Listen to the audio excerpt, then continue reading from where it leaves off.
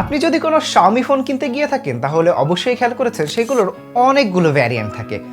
আমি সেগুলোর শুধুমাত্র স্টোরেজ অথবা মডেল নাম্বারের ভ্যারিয়েন্ট নিয়ে কথা বলছি না, বরং আমি সেগুলোর অপারেটিং সিস্টেম বা রম নিয়ে কথা বলছি। বেসিক্যালি আমাদের দেশে 3 ধরনের Xiaomi ফোন পাওয়া যায়।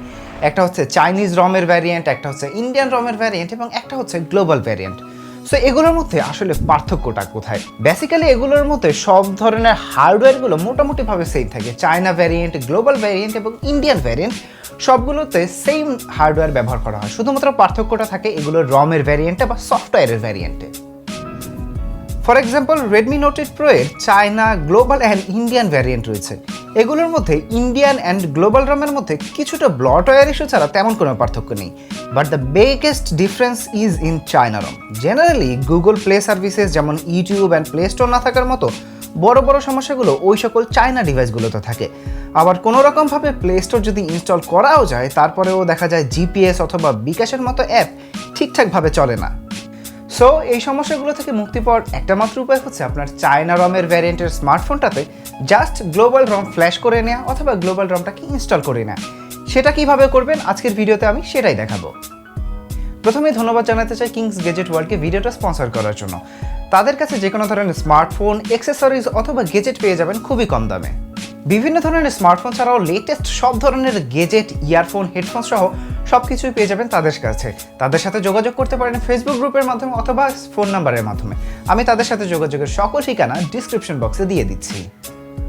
সব কিছু বাদ দিয়ে এবার আমরা আসল কথায় চলে আসি। আপনার চায়না রমের স্মার্টফোনটাকে কিভাবে গ্লোবাল রম শিফট করতে পারেন। প্রথমত এই জন্য আপনার ফোনের বুটলোডারটাকে আনলক করতে হবে। সেটা কিভাবে করবেন তার জন্য আমার আলাদা একটা ভিডিও আছে, সেটা দেখে নিতে পারেন। আমি উপরে আই বাটনের লিঙ্কটা দিয়ে দিচ্ছি অথবা ডিসক্রিপশন বক্সে সেই ভিডিওটার লিঙ্ক দেওয়া থাকবে। সেটা দেখে প্রথমে আপনার ফোনের বুটলোডার আনলক করে নিন। সো আপনার ফোনের বুটলোডার যদি আনলক হয়ে যায় এরপরে আপনি বাকি 2টা স্টেপ আমার সাথে ফলো করুন।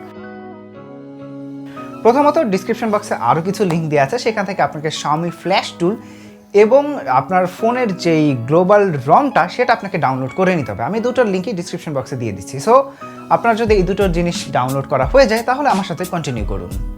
ওকে, এরপরের স্টেপটা হচ্ছে আপনাকে Xiaomi ফ্ল্যাশ টুলটাকে ইনস্টল করে ওপেন করতে হবে অ্যান্ড মেক শিওর এই সময় আপনার স্মার্টফোনটা যেন ফাস্ট বুট মোডে আপনার পিসির সাথে কানেক্টেড থাকে।